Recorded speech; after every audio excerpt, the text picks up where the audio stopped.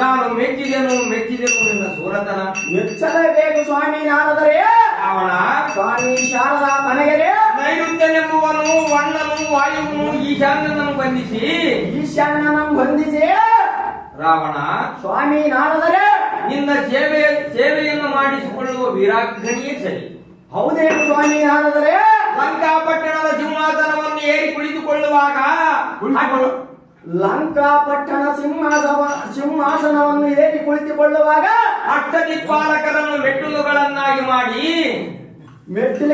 ಮಾಡಿ ಬೆನ್ನಿನ ಮೇಲೆ ಪಾದ ಇಟ್ಟು ತುಳಿಯುವುದು ಮಾತ್ರ ನಿನ್ನ ಮೂರ್ಖತನ. ಮಧ್ಯಾಗೆ ತುಳಿಯಬೇಕು ಸ್ವಾಮಿ ನಾರದರೆ. ಅನ್ನವರಾಯ ದೇವತರಿಗೆ ಮಾಡು ನೊಂದುಕೊಳ್ಳುವ ಪರ್ಯ. ಅವೋ ವೀಣಾ ಪಾಣಿ ಏನಿದು ನಿಮ್ಮಯ ಕರ್ಕಟವಾದ ಬಾಣೆ.